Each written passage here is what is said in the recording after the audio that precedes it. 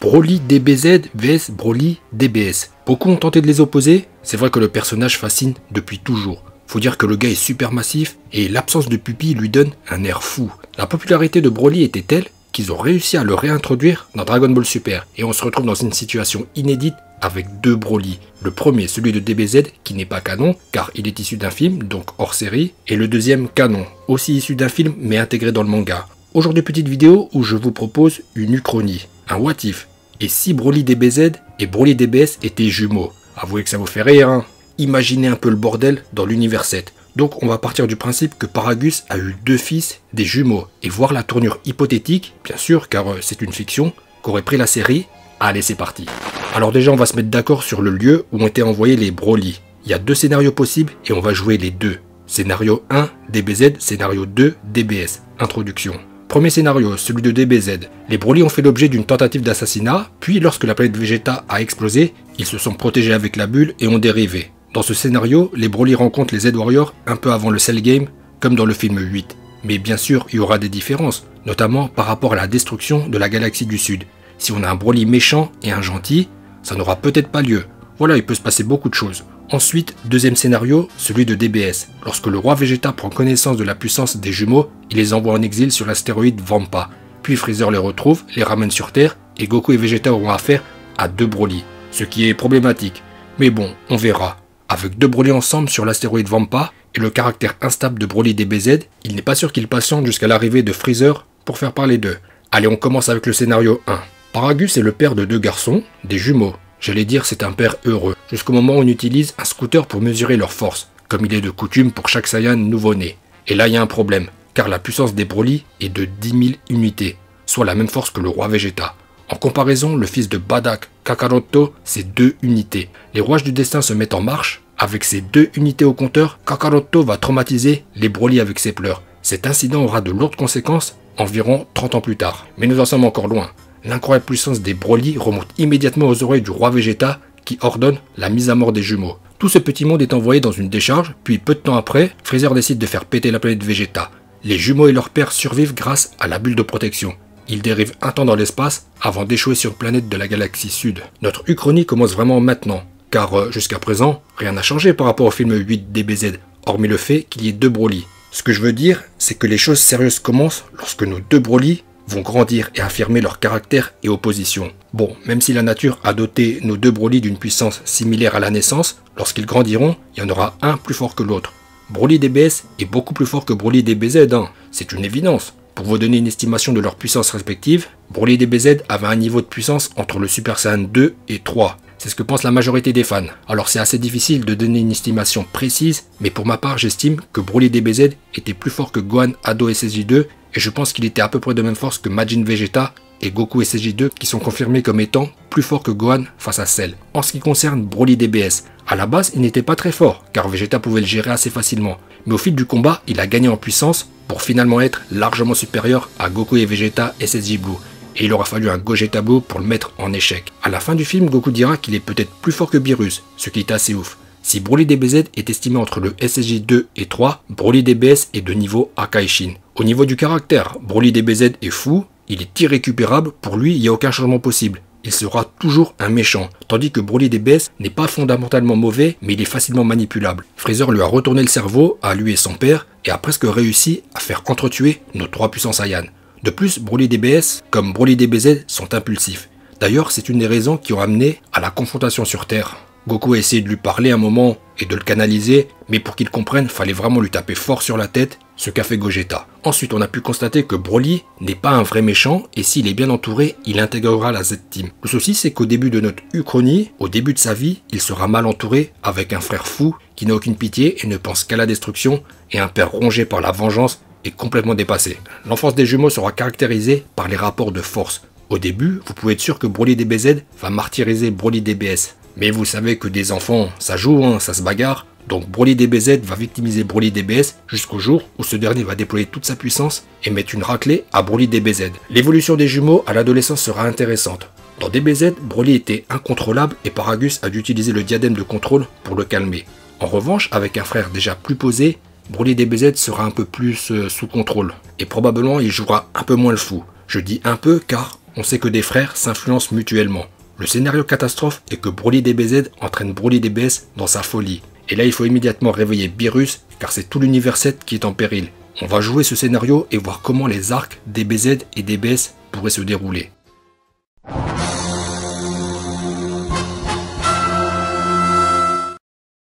Les Broly ont été traumatisés par les pleurs de Goku, puis la tentative d'assassinat et l'explosion de leur planète natale. Résultat, Broly DBZ déteint sur Broly DBS et les deux sont dans le même délire. De facto, l'univers 7 va trembler. Paragus parvient à les contrôler avec un diadème, ce qui nous amène aux événements du film 8 DBZ. La seule différence, c'est qu'on a deux Broly, deux frères jumeaux. Paragus fait tourner en bourrique Vegeta dans la galaxie pour débusquer le Saiyan renégat, jusqu'au moment où Goku annonce à tout le monde qu'il n'y a pas cherché midi à 14 h. Les fauteurs de troubles sont devant leurs yeux depuis le départ. Il s'agit des frères légendaires. À la vue de Kakaroto, Broly DBZ brise le diadème de contrôle et passe en SSJ légendaire. Les Z-Warriors sont des Super Saiyan 1 et le combat s'annonce difficile. Vegeta est en sueur et comme dans le film, nos héros prennent une raclée. Avant l'arrivée de Piccolo qui va remettre Goku et les autres sur pied, un événement terrible va avoir lieu. Broly DBS qui lui reste auprès de son père qui jubile. Le prince Vegeta est humilié. Il tient sa revanche sur le roi. Mais dans ce scénario cataclysmique, Broly tue son père. De toute façon, quel que soit le film, c'était sa destinée. Mais surtout, il libère son frère et on se retrouve avec Broly DBZ et Broly DBS hors de contrôle. Lorsque Goku et les autres sont remis sur pied, ils ont la désagréable surprise de constater que désormais ils doivent faire face aux jumeaux. Déjà avec un Broly c'était compliqué, mais avec deux, la situation est désespérée. Cette fois il n'y aura pas de miracle. Gohan, Piccolo, Trunks et Vegeta vont donner leur énergie à Goku qui bloque la frappe de Broly DBZ, mais au moment de contre-attaquer, Broly DBS intervient et empêche son frère d'être frappé fatalement. Cette fois c'est Broly DBS qui prend la relève et avec un Broly de niveau Akaishin, inéluctablement Goku, Gohan, Vegeta, Trunks et Piccolo perdent la vie. Et là c'est le drame. Des manifestations ont lieu partout dans le monde, des millions de fans pleurent la perte des Z-Warriors, Toriyama est calomnié, Dragon Ball Z passe de la catégorie Shonen à Seinen. Les médias relaient des fake news et BFM TV tente de faire passer les Broly pour des gentils. CNews et Pascal Pro s'opposent à l'immigration d'extraterrestres sur Terre. Le manga continue avec pour protagonistes principaux les jumeaux, un Super Saiyan légendaire et un Super Saiyan Berserker. La suite ne sera que désolation. Les Broly cassent tout dans l'univers 7 et focus en premier la Terre, planète d'origine des Z-Warriors. La Terre sera pulvérisée, Dende tué et son palais détruit. Parmi les dommages collatéraux figurent la planète Céréale et la nouvelle Namek. Ainsi, Shenron, Polunga et Toronbo ont disparu. Il y a donc impossibilité de ressusciter Goku et ses amis. En l'absence de justicier dans l'univers, un boulevard s'offre aux Broly. Néanmoins, ils ignorent une chose. L'univers est régi par les dieux qui veillent à ce que les civilisations de type humanoïde évoluent vers leur salut. Il s'agit des Kaioshin. De plus, l'univers possède un protecteur en cas de force majeure, le dieu de la destruction. Le souci, c'est que suite à son dernier réveil, le dieu de la destruction a donné ses directives. Il n'apprécie pas vraiment les Saiyans et ordonnera à Freezer d'en finir avec ce peuple barbare, puis de retourner à son sommeil millénaire. Ce qui fait que Kaioshin devra se débrouiller seul, mais si la situation s'avérait trop critique, il n'aura d'autre choix que de réveiller Beerus pour régler le problème Broly. Avant d'en arriver là, Kaioshin va tenter un coup de poker, monter Babidi et Dabla et provoquer le réveil de Boo pour qu'ils s'entretuent avec les jumeaux.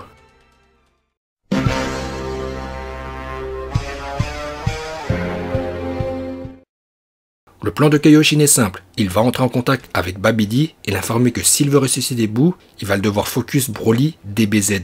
Le plan est que Kaioshin et Dabla paralysent Broly DBZ pour lui voler son énergie, ce qui va entraîner la résurrection de Boo. Et après il n'y a plus qu'à espérer que Boo et Broly DBZ s'annihilent mutuellement. Les Saiyans sont des êtres orgueilleux, ainsi Broly va être piqué dans son ego et il va accepter un combat singulier face à Dabla. Étant relativement de même force, car Dabla a le niveau d'un SSJ2, même si on peut penser que Broly est plus fort, le combat paraît plutôt équilibré. À la guerre comme à la guerre, Kaioshin fait irruption et bloque les mouvements de Broly, comme il a fait à Sangohan. Babidi lui vole son énergie et part dans son vaisseau pour ressusciter Boo. Dans l'éventualité où le réveil de Boo ne suffirait pas, Kaioshin demande à Dabla de le suivre au Kaioshinkai pour qu'il tente de déterrer la Z-Sword, ce qui lui donnera un avantage non négligeable dans cette bataille contre les Broly. Dabla se rend au Kaioshinkai, s'empare de la Z-Sword et commence l'entraînement. Broly DBZ est laissé pour mort, ce qui amuse Broly DBS. Mais comme c'est tout de même son frère, il va le remettre sur pied en lui donnant un peu d'énergie, et ensemble ils partent à la poursuite de Babidi. Dans la série, les Z-Warriors ont été avertis par Kaioshin que si le vaisseau de Babidi subissait des dégâts, l'énergie emmagasinée serait automatiquement transférée au cocon de Boo, accélérant sa résurrection. Donc les Z-Warriors ont fait gaffe de ne pas détruire le vaisseau de Babidi, et ils se sont pliés au jeu du sorcier. En revanche, étant donné que dans notre scénario, Kaioshin a fait alliance avec Babidi contre les Broly et que son objectif est de faire renaître Majin Buu au plus vite, vous doutez bien qu'il va taire cette information. Résultat, arrivé sur place, Broly balance une boule d'énergie tellement puissante qu'elle va entraîner la renaissance immédiate de Majin Buu. L'heure de vérité approche. Au Kaioshinkai, Dabla brise la Z-Sword sur un cube de Kachin. Le Rodai Kaioshin fait son apparition. Après évaluation de la situation dans l'univers, il comprend qu'il doit faire équipe avec leur ennemi, de tout temps, et se résout à éveiller le potentiel de Dabla. Mais le rituel va prendre un certain temps. Majin Buu se retrouve opposé aux jumeaux. A-t-il une chance de l'emporter? Sera-t-il le sauveur de l'univers 7? Les Broly se mettent d'accord, c'est Broly DBZ qui va affronter Majin Buu. Bon, c'est logique car Broly DBZ était certes plus fort que Dabla, mais pas de beaucoup. Donc mieux vaut laisser la place à Broly DBS qui est de niveau dieu de la destruction. Le combat éclate et après un round d'observation où Broly s'échauffe, il met KO Buu en un coup. Le plan de Kaioshin a complètement foiré. L'écart de puissance est trop grand et Majin Buu n'est pas à la hauteur. Babidi tape une crise et hurle sur Buu comme si c'était son petit. Buu pète un câble. Après avoir pulvérisé la tête de Babidi, il laisse exploser sa colère et se scinde en deux. Il y a désormais deux Buu. Le gros gentil et le maigre méchant. Les Broly sont sur le cul et observent cette situation vraiment inédite d'un air amusé. Le plus drôle, c'est qu'il y a deux Broly et deux Buu. Les Buu se tapent dessus et le méchant prend le dessus et finit par absorber le gentil, ce qui va donner Super Buu. Parallèlement au Kaioshinkai, le rituel d'éveil du potentiel de Dabla est terminé. Dabla déploie toute sa puissance et devient Ultimate Dabla, ou Dabla mystique, c'est comme vous voulez. Immédiatement, Kibito le téléporte et il rejoint Super Buu. Ainsi, ensemble, ils vont tenter de vaincre Broly DBS. Le combat reprend dans une configuration inédite. Super Buu associé à Dabla Ultime vs Broly DBS. Si ce n'est pas un événement, je ne sais pas ce que c'est. Malgré tout, très rapidement, nos M-Warriors vont constater qu'ils ne sont pas de taille face à Broly. Super Buu a une idée de Jedi. Lors du combat, une partie de lui a été éjectée et il va en profiter pour absorber Broly DBZ, ce qui va donner Bully. Broly DBS est consterné. Son frère vient de disparaître et il est à deux doigts de faire péter l'univers. Qu'est devenu son frère? Est-il perdu ou peut-être y a-t-il un moyen de le récupérer à l'intérieur de Buu? Finalement, Broly retrouve son calme et réfléchit. Son but est de reprendre son frère à Buu. Il ne sait pas encore comment, mais il va improviser. Grâce à l'absorption de Broly, DBZ, la puissance de Buu s'est considérablement accrue. Le combat reprend, mais le résultat est le même. Bully n'est toujours pas de taille et sera envoyé au tapis. Bully tente le tout pour le tout et absorbe Dabla, ce qui va donner Booba. Donc Buu avec les vêtements de Dabla. Broly a remarqué que lorsque Buu absorbe un guerrier, il prend les vêtements du dernier personnage absorbé. Et il se dit que s'il se laisse absorber, peut-être pourra-t-il retrouver son frère et le libérer. Le combat reprend avec un énième round. Broly met toujours la pâtée à Booba, le poussant à Buu. Booba comprend que son seul espoir de gagner est d'absorber Broly DBS. Broly se laisse absorber mais prend soin d'activer une protection de Ki comme Végéto face à Buan. Après l'absorption de Broly, Booba jubile, mais sa joie est de courte durée. Normalement, il aurait déjà dû assimiler Broly DBS et arborer sa tenue, mais rien. À l'intérieur du corps de Booba, le stratagème de Broly a marché. Il se balade un peu et retrouve la trace de son frère. Il constate qu'il y a 3 cocons qui renferment donc son frère Broly, mais aussi Dabla et le gentil Buu. Broly libère Broly, puis il libère aussi Dabla. Booba rétrograde à Super Buu, il pop à l'intérieur de son propre corps, où Broly s'apprête à détacher le cocon où est enfermé le gentil. Super Buu panique et prévient que surtout pas lui, sinon il ne sera plus lui-même. Mais rien à battre, Broly arrache le gentil Buu, et les jumeaux ainsi que Dabla et le gentil Buu sortent du corps de Buu. Super Buu perd le contrôle et prend la forme de Ultra Buu, puis il change encore de forme et devient Majin Buu Junsui, plus communément appelé Kid Buu. L'affrontement final est en approche. Kid Buu tente de détruire la planète, mais Broly DBS l'en empêche en un clin d'œil. Bien sûr, nous savons tous que Kid Buu n'est pas de taille face à Broly, qui est de niveau à Kaishin. Cette fois, Broly en a marre de toute cette histoire d'absorption et ne fera pas de cadeau à Kid Buu. Et d'une puissante vague d'énergie, il a réduit Kid Buu à l'état de poussière. Kibito va chercher Dabla et le gentil Buu et on se retrouve au point de départ. Malgré les efforts de Kaioshin, son stratagème n'a pas fonctionné. Les Broly reprennent leur marche vers la destruction. Cette fois, Kaioshin n'a pas le choix, il doit réveiller le dieu de la destruction.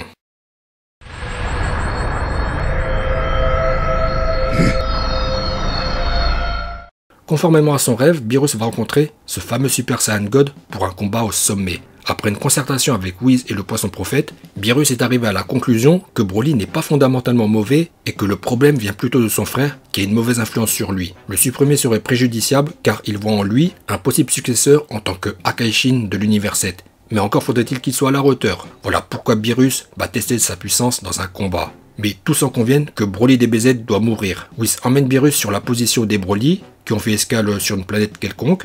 Les Broly sont honorés, ils ont réussi à créer un tel grabuge que c'est le dieu de la destruction en personne qui s'est déplacé. En un éclair, Beerus se retrouve au contact et utilise le Hakai sur Broly DBZ qui est réduit à néant. Broly DBS pète un plomb et passe en SSJ Berserker avec les cheveux verts. Le fight Broly vs Beerus éclate et comme prévu c'est un combat équilibré, mais aveuglé par sa colère, Broly a tout donné en début de combat et il a pu mettre Beerus en relative difficulté. Mais notre dieu de la destruction n'a pas dévoilé l'entièreté de sa puissance. Il passe en mode Akaishin et affirme sa supériorité sur ce mortel qui est parfaitement en mesure de vaincre nombre d'Akaishin d'un autre univers. Beerus foudroie Broly, mais gardant toujours la tête froide, il décide de l'épargner. Durant le combat, il a sondé le cœur de Broly et sait qu'il n'est pas un être maléfique. Il va donc l'éduquer, lui inculquer la discipline, mais surtout la différence entre le bien et le mal. Même si Broly a causé beaucoup de tort à l'univers 7, il était sous influence de son frère. Lui-même n'est pas mauvais, et ça Beerus l'a bien ressenti. Voilà pourquoi il a décidé de prendre Broly sous son aile, et tout est bien qui finit bien. La paix est revenue, pourtant, un terrible événement va avoir lieu.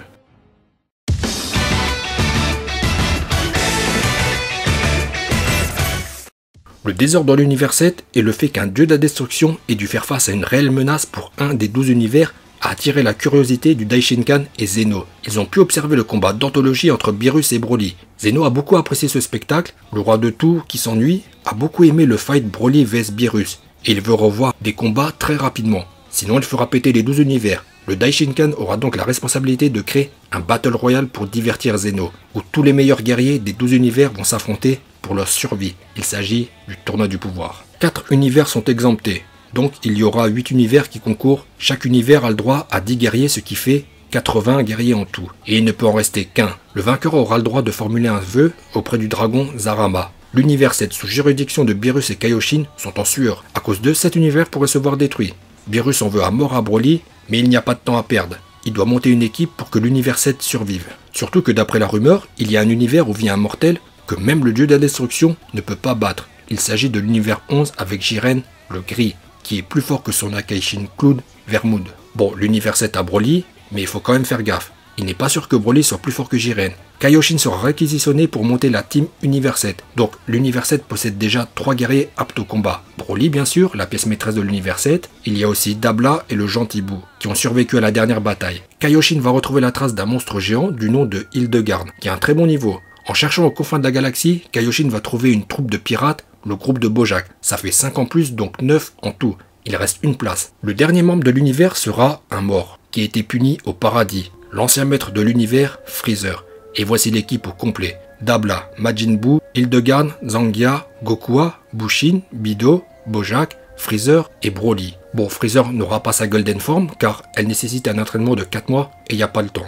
Mais bon, la team Univers 7 a tout de même fière allure. Avec Broly en tant que champion, épaulé par Dabla, potentiel éveillé, qu'il ne faut pas oublier, Majin Buu ou encore Freezer et Bojack qui ont le niveau d'un bon Super Saiyan, l'espoir est permis. Le jour J est en approche, mais un incident va avoir lieu.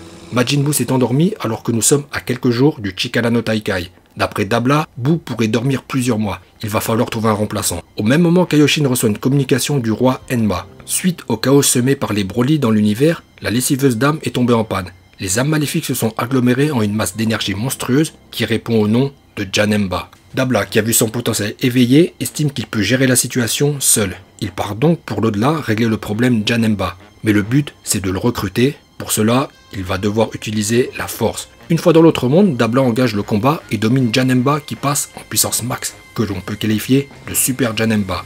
Le combat reprend et il est beaucoup plus équilibré. Ultimate Dabla est dominé, faut dire que Janemba a des pouvoirs cheatés. Il peut se dématérialiser et faire pop une épée qui tranche tout. Broly est prévenu que Dabla est en difficulté, il doit se préparer à se rendre sur place. Le souci, c'est que Kibito est pris d'une colique et il va falloir attendre qu'il ait fini de poser son classique avant de pouvoir se rendre sur place. Broly est donc en attente que Kibito finisse. Dans l'autre monde, Dabla tient le coup et se bat avec ses tripes. Contre toute attente, il recevra l'aide d'une âme errante, Vegeta. Vegeta passe en Super Saiyan et épaule Dabla dans son combat difficile. Grâce au Final Flash, Vegeta crée une ouverture et Dabla parvient à toucher Janemba sérieusement et il lui crache dessus, ce qui le transforme en pierre. Voilà, mieux vaut le garder en pierre en attendant le renfort. La machine à recycler les âmes est réparée et Vegeta commence à disparaître. Il fait ses adieux émouvants à Dabla et disparaît. La transformation en statue a permis à Janemba d'esquiver le recyclage.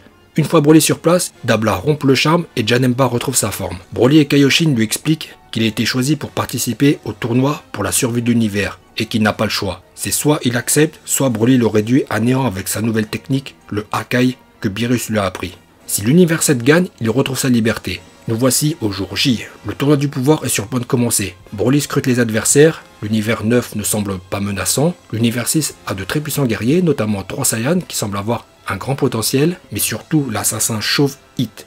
À l'arrivée de l'univers 11, Broly prend un air grave. 2 guerriers semblent vraiment très forts, Toppo et Jiren le Gris. La stratégie de l'univers 7 est la suivante. Broly doit économiser ses forces pour être au max de ses capacités face à 3 adversaires qu'il juge comme dangereux, à savoir Hit, Toppo et Jiren.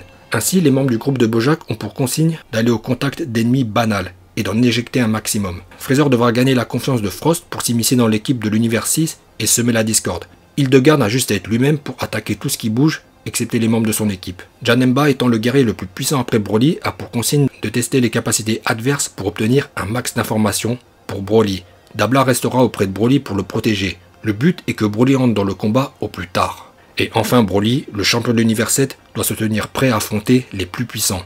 Lui qui porte le poids de la survie de l'univers sur les épaules. Pourtant au préalable, rien ne le prédestinait à devenir un héros. Jadis, l'univers 7 était pourvu de héros au cœur pur qui ont disparu.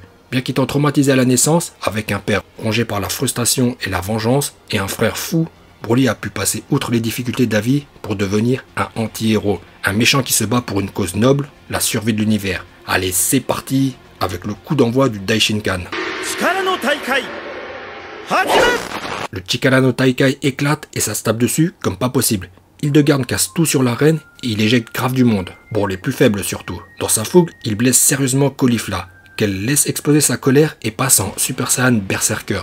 Ce qui attire l'attention de Broly qui voit en elle son miroir d'un autre univers. Qu'elle éjecte Hildegard et continue le carnage entrepris par Hildegard. Au bout de 5 minutes, la moitié des participants est éliminée. Parmi lesquels figurent Zanga, Bido et Bushin qui ont tenté de stopper Kel avec des fils mais qui n'étaient pas assez résistants. Bojack a poussé Zanga sur Kel puis il s'est sauvé. Une telle lâcheté va déclencher la colère du Pride Trooper Toppo qui met une raclée à Bojack. Goku lui vient en aide et claque sa transformation avec la peau verte. Bojack se transforme à son tour et à eux deux, ils tentent de vaincre Toppo. Mais étant un apprenti dieu de la destruction, destiné à succéder à son Akaishin clown à moitié chauve Vermoud, Toppo balaye Bojack et Goku hors de la surface de combat. Et Broly est un peu en sueur. Il constate qu'il y a des guerriers d'un niveau assez élevé dans ce tournoi. Freezer et Frost font équipe et éliminent ceux qui s'approchent d'eux. Conformément au plan, Janemba est envoyé au charbon pour tester la puissance ennemie.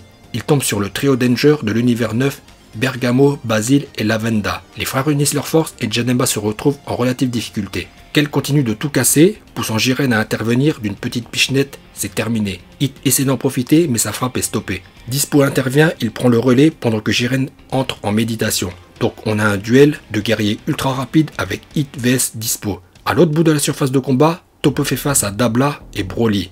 Les choses sérieuses vont commencer pour nos deux héros de l'univers 7. Parallèlement à tout ça, Freezer a pris conscience qu'il y a plusieurs Saiyans qui participent au tournoi et la rage monte en lui. Il veut leur faire la peau. Ainsi, il trahit l'alliance avec Frost et l'éjecte. Puis il engage le combat avec Kiabe. Étant donné que le jeune Saiyan de l'univers 6 n'a pas eu sa leçon avec Vegeta, il n'est pas en mesure de se transformer en Super Saiyan. Ce qui fait qu'assez facilement, Freezer commence à le torturer avant de l'éjecter. Les prochaines cibles du chauve sont Kel et Caulifla. Kel étant évanoui suite à la charge de Jiren, Caulifla va devoir gérer seul Freezer en attendant le réveil de sa coéquipière. Simultanément, 4 combats éclatent, ils sont les suivants. Janemba vs les 3 loups, Hit vs Dispo, Freezer vs Caulifla et Toppo vs Dabla ultime. Les univers disparaissent les uns après les autres et le combat le plus attendu du tournoi est sur le point d'éclater. Vermoud, l'Akaishin clown de l'univers 11, entre en contact avec Jiren et lui demande d'en finir avec Broly. Jiren sort de sa méditation et se dirige vers son destin. Le choc des deux mortels de niveau Akaishin est sur le point d'avoir lieu. Janemba parvient à éjecter les 3 loups grâce à une puissante vague d'énergie, mais le souffle de l'explosion l'a fait voltiger loin dans l'arène et il est porté disparu sous les gravats. Hit l'emporte sur Dispo, qui sort, mais l'assassin chauve de l'univers 6 a perdu beaucoup d'énergie. Freezer domine Caulifla, et ce malgré le fait qu'elle ait pu se transformer en Super Saiyan. Mais au moment de l'éjecter, qu'elle se réveille et passe en SSJ Berserker et détruit Freezer. Au pied du mur, Frieza explose son ki et débloque sa Golden Form. Et les rôles s'inversent. Désormais, Golden Freezer met sa pâtée à Kel. Jouant le tout pour le tout, Champa envoie des Potala à Kel et Caulifla qui fusionnent ce qui donne Kefla. Un combat d'anthologie débute entre Golden Chauve et Kefla. D'un coup de poing mutuel, Freezer et Kefla sortent en même temps de la surface de combat. Le dernier des 4 duels Toppo vs Dabla Ultime éclate. Dans un premier temps, Dabla domine, poussant Toppo à passer en mode Akaishin.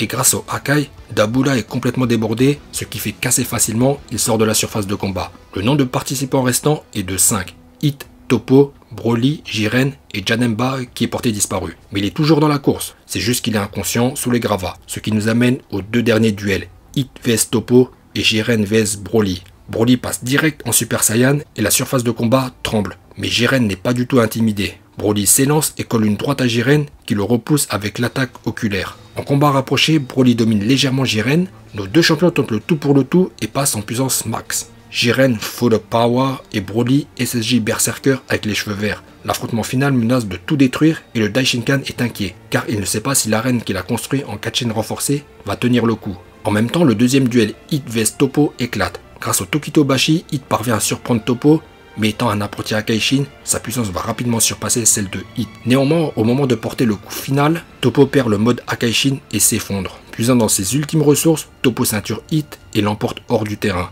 Il confie à Jiren la survie de l'univers. Hit étant le dernier combattant de son univers, éliminé, Champa fait ses adieux émouvants à son frère et l'univers 6 se voit annihilé. Reste la conclusion, Broly vs Jiren. Les 2 derniers combattants donnent tout avec une vague de ki vs vague de ki. Broly et Jiren sont exactement de même force et c'est un spectacle à couper le souffle. Les Akaishin restants se lèvent à l'unisson pour observer ce qui est comme le combat le plus mémorable de tous les temps.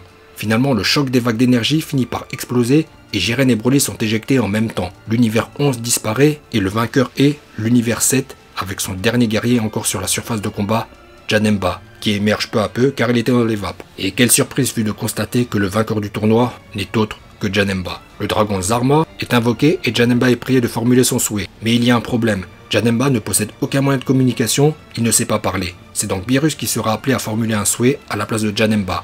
Et son vœu est de restaurer tous les univers détruits par Zeno, et tout est bien qui finit bien.